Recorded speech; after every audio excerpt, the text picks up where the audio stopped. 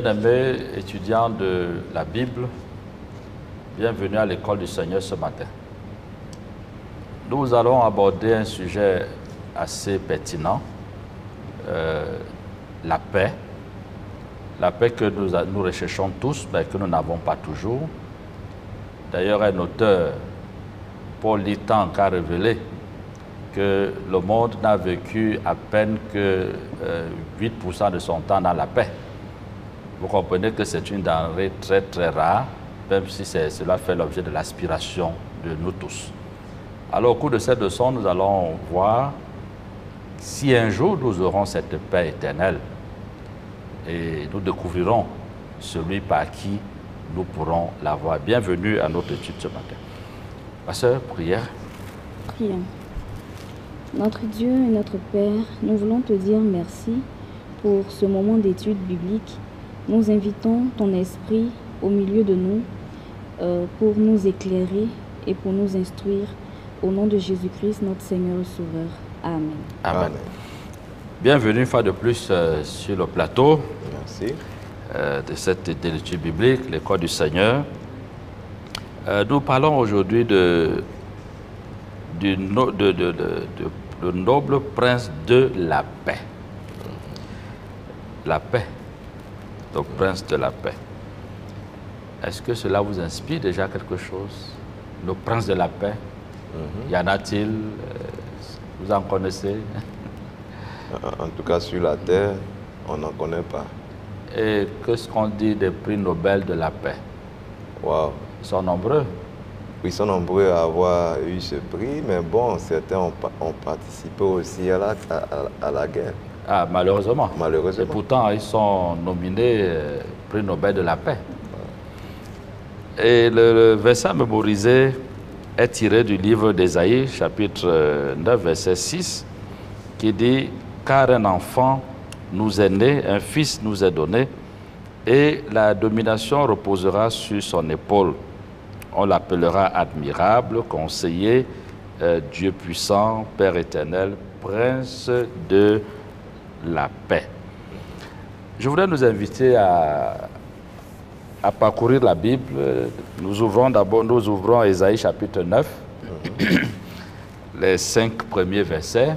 Ouais. Ésaïe au chapitre 9, les 5 premiers versets, pour nous poser la question de savoir qu'est-ce que le prophète annonce dans ce passage qui pourrait être une bonne nouvelle pour nous. Ésaïe chapitre 9, versets 1 à 5.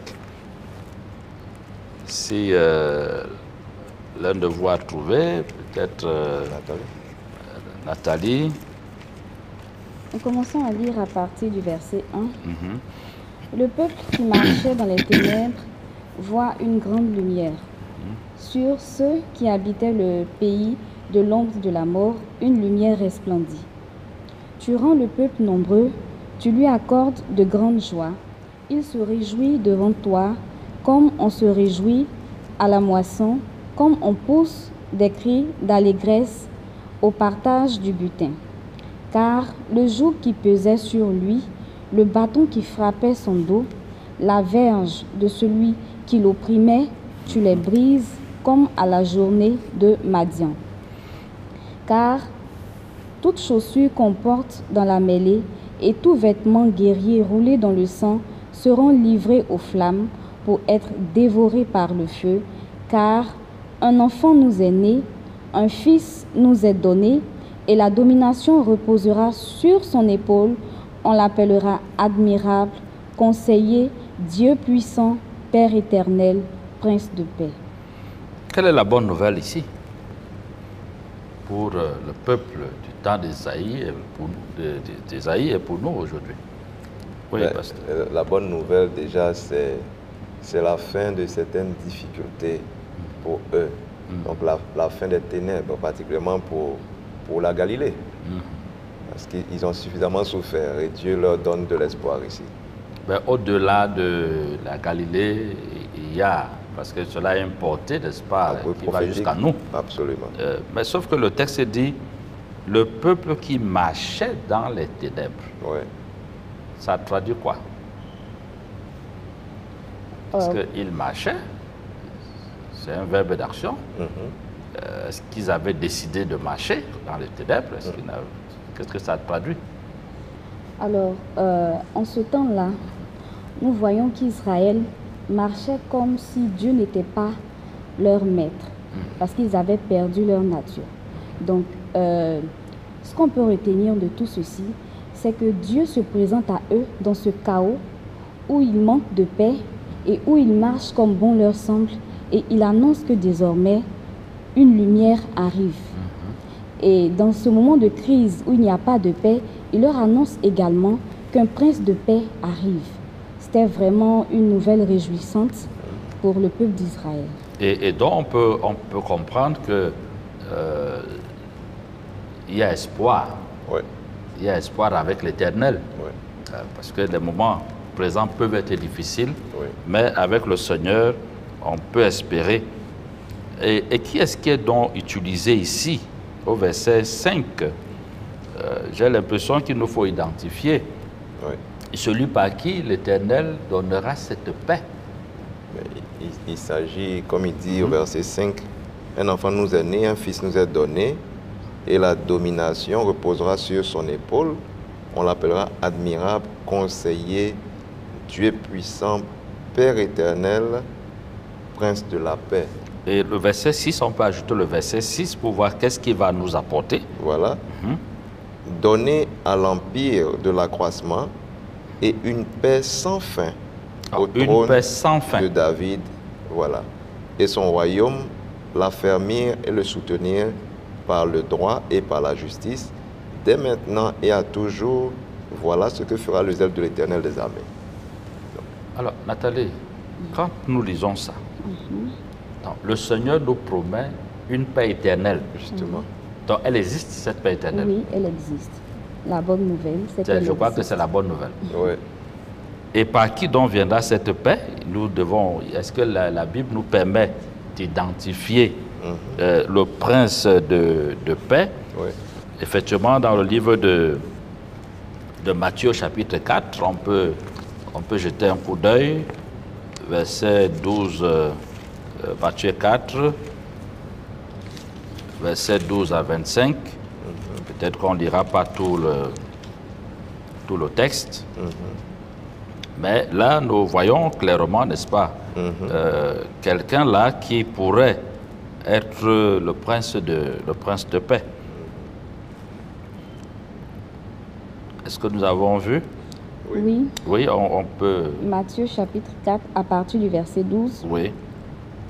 Jésus, ayant appris que Jean avait été livré, se retira dans la Galilée. Il quitta Nazareth et vint demeurer à Capernaum, situé près de la mer, dans le territoire de Zabulon et de Nephtali, afin que s'accomplisse ce qui avait été annoncé par Isaïe le prophète. Voilà, c'est aussi clair. Afin que soit accompli ce qui avait été annoncé par le prophète Isaïe, ce que nous venons de lire. Oui, Nathalie. Le peuple de Zabulon et de Nephtali, de la contrée voisine de la mer, du pays au-delà du Jourdain et de la Galilée des Gentiles, ce peuple assis dans les ténèbres a vu une grande lumière, et sur ceux qui étaient assis dans la région et l'ombre de la mort, la lumière s'est levée. Peut-être ça va prendre 17 à 25. Dès ce moment, Jésus commença à prêcher et à dire « Repentez-vous, car le royaume des cieux est proche. » Comme il marchait le long de la mer de Galilée, il vit deux frères, Simon appelé Pierre, et André son frère, qui jetaient un filet dans la mer, car ils étaient pêcheurs. Il leur dit, « Suivez-moi, et je vous ferai pêcheurs d'hommes. » Aussitôt, ils laissèrent les filets et le suivirent. De là, étant allés plus loin, il vit deux autres frères, Jacques, fils de Zébédée, et Jean, son frère, qui étaient dans une barque avec Zébédée, leur père, et qui réparaient leurs filets. Il les appela, et aussitôt ils laissèrent la barque et leur père et le suivirent.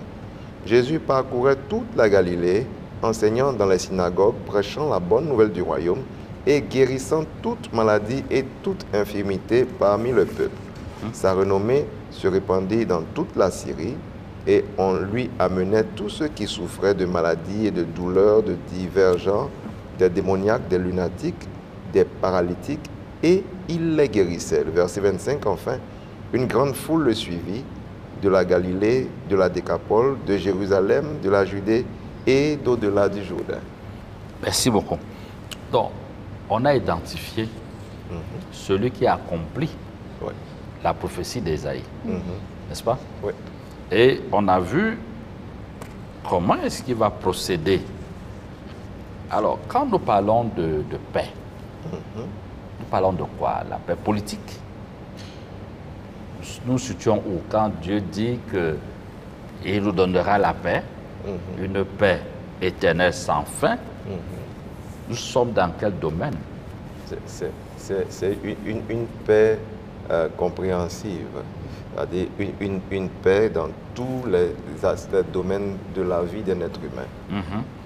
La paix physique, puisque quand nous sommes en bonne santé, c'est la paix dans le corps, la paix avec Dieu, parce que lorsque Jésus, par exemple, disait « tes péchés te sont pardonnés », immédiatement, c'est une autre vie qui commençait. Et vous voyez que la paix spirituelle également, parce que étant connecté avec ce Jésus-là, à ce moment-là maintenant, notre vie n'est plus comme avant. Donc maintenant, il y a la paix intérieure. Ne pas avoir peur du lendemain, parce qu'on sait que Jésus est là pour pourvoir à tous nos besoins.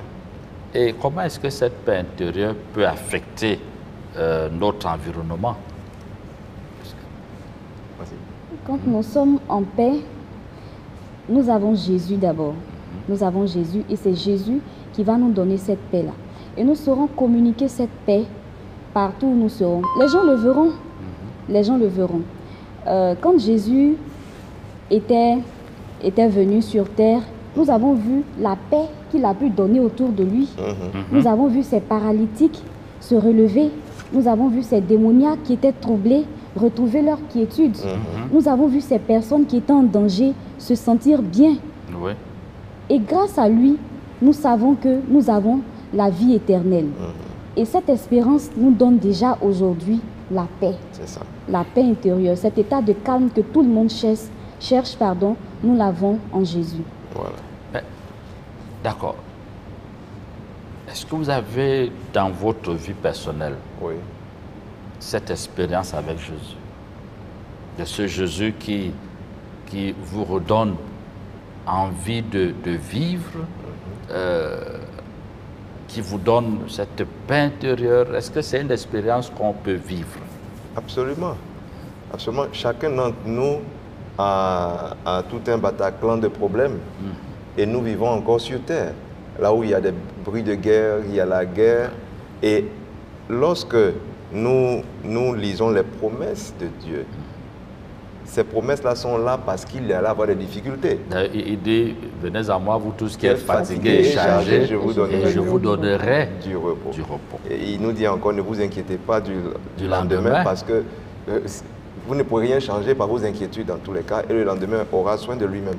Et donc nous pouvons avoir cette paix, nous pouvons avoir cette quiétude intérieure aujourd'hui.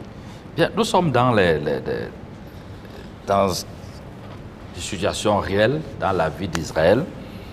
Et quand nous prenons, on ne va pas lire, mais quand nous lisons Ésaïe 9, à partir du verset 7 jusqu'au chapitre 10,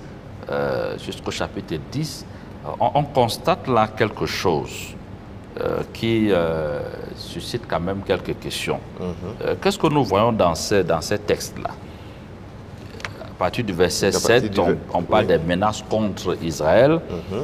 Au chapitre 10, vous aurez des malheurs aux magistrats injustes. Vous aurez l'humiliation de la Syrie. C'est une série, n'est-ce pas, de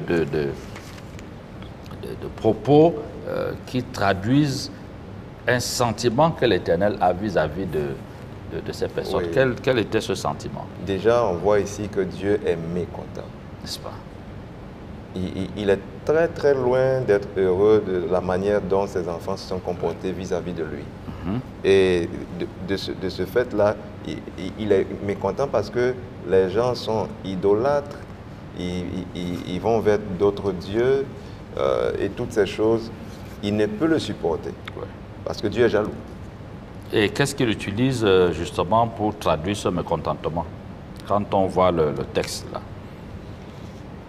Alors, on voit par exemple des souffrances, Israël va se détourner de Dieu, il y aura des guerres, des rois vont s'élever contre Israël, comme ça a été le cas de l'Assyrie qui s'est levée contre Israël.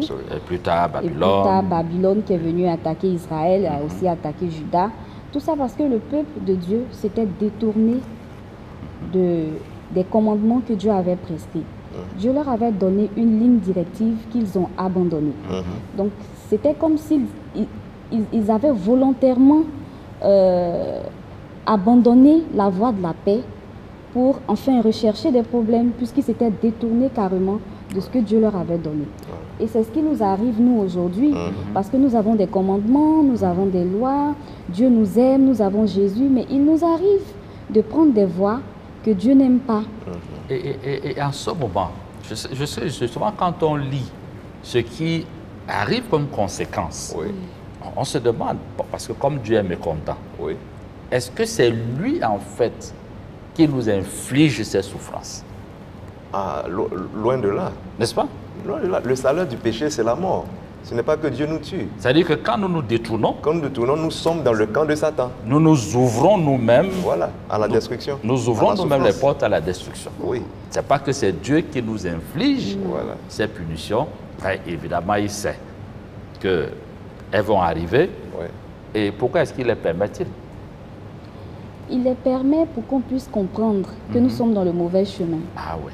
Parce qu'il faut qu'on comprenne. L'objectif de Dieu, c'est qu'on se détourne de ces choses-là pour revenir à lui. D'ailleurs, dit, je ne veux pas la mort du pécheur. Non. Tout ce que je veux, c'est qu'il se détourne du mal et qu'il revienne à moi. Et c'est pourquoi, même quand on se détourne, même quand on continue, il y a une voix, il y a l'Esprit Saint, il y a une personne, il y a la parole de Dieu qui va nous appeler et continuer à nous interpeller et à nous demander de revenir sur la bonne voie.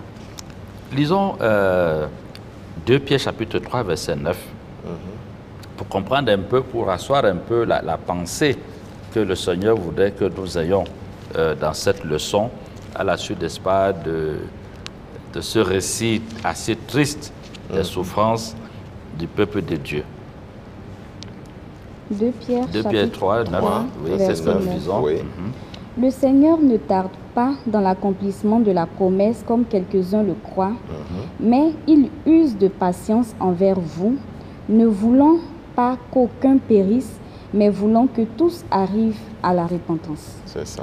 Donc, il ne veut pas que nous périssions, que nous arrivions à la repentance. Ça veut dire que, ça dit que la promesse de Dieu, elle est conditionnelle, parce qu'il dit, je vous promets une paix éternelle. Est-ce qu'on va dire à condition que vous repentiez, on peut lier ça ensemble? Oui, d'une certaine manière. Je dirais même oui et non. Non dans la mesure où quand Dieu dit quelque chose, il le fait.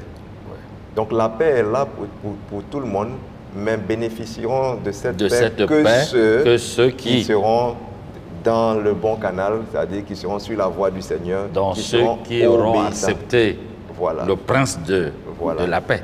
Voilà, aussi simple. Et peut-être c'est bon de souligner que Dieu aurait pu détruire Juda ou Israël du coup, mais il ne l'a pas fait. Oui, si c'était une question de méchanceté. En réalité, nous péchons. Je crois que je pêche depuis que je suis né. D'ailleurs, nous avons été conçus dans l'iniquité. Pour autant, Dieu ne m'a pas détruit. Ce qui traduit effectivement qu'il est patient. C'est ça.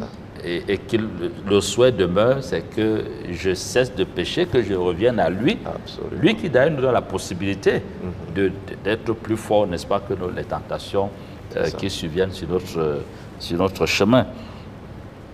Donc Dieu insiste, il veut sauver l'humanité. Et Ésaïe au chapitre 11 va nommer encore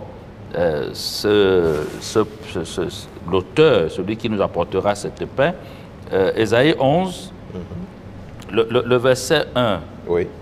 nous le lisons, il nous donne là une idée qui renforce celle que nous avons vue au chapitre 9. Oui, le verset 1 d'Ésaïe 11, Nathalie peut lire pour nous. Nathalie, là, ça va, si tu es là? Oui, oui.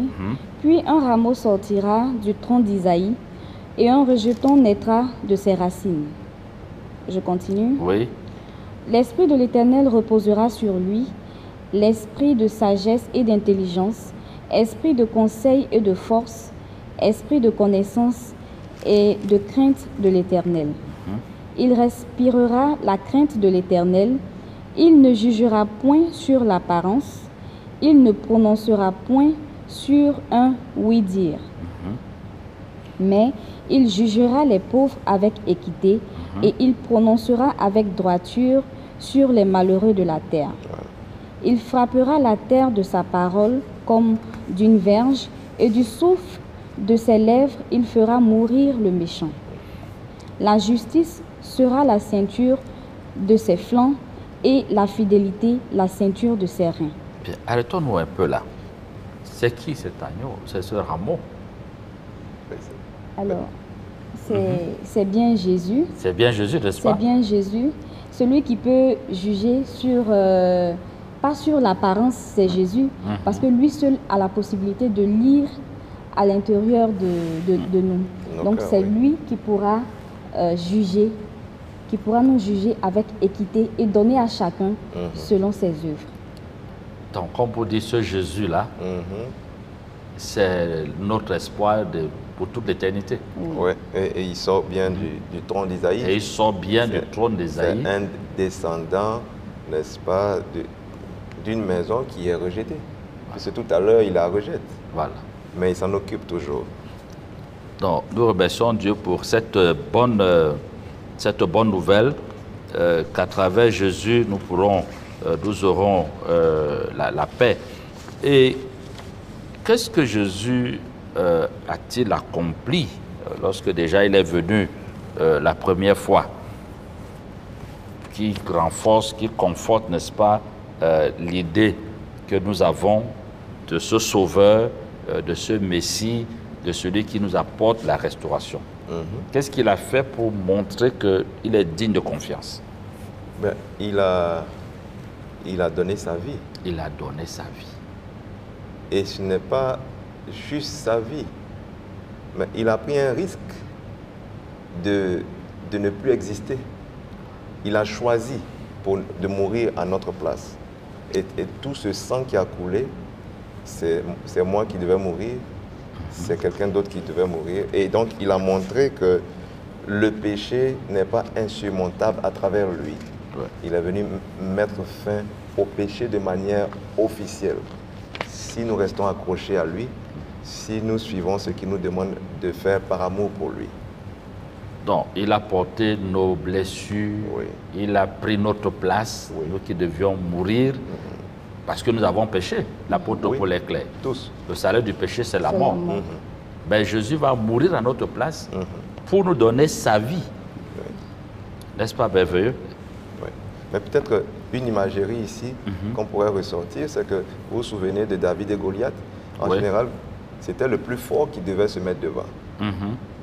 Et là, c'est le plus petit qui s'était retrouvé devant le plus Goliath. fort. Ouais.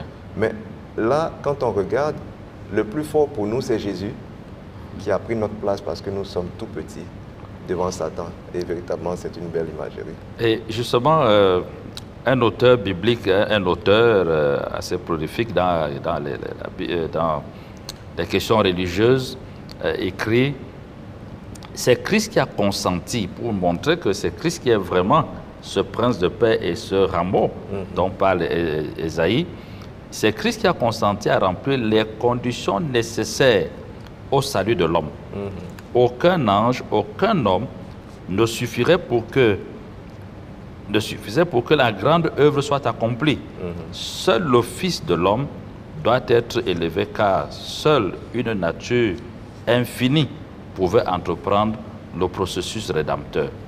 Christ a consenti à se relier aux fidèles et aux pécheurs a participé à la nature de l'homme, a donné son propre sang et a fait de son âme une offrande pour le péché. Donc Jésus est notre sauveur, il est notre rédempteur, il est le prince de paix. D'ailleurs, si nous revenons au verset de base, que nous avons un peu le verset à mémoriser, qu'est-ce qu'on a dit de lui au verset 5? Les mots sont bien choisis. Oui, on l'appellera admirable. Admirable. Conseiller. Tout à l'heure, quand nous lisions dans Ésaïe 11, on a vu qu'il est notre modèle. Oui. Vraiment admirable parce que il vivra dans la justice. Quelle autre expression? Conseiller. Conseiller. Dieu puissant. Dieu puissant. Peut-être qu'à une autre émission, il faudra bien expliquer. Oui. Il y en a qui ne comprennent pas que Jésus, on parle de lui comme Dieu et tout. Oui. Ça demande qu'on explique un peu. Le Père éternel et prince, de la paix.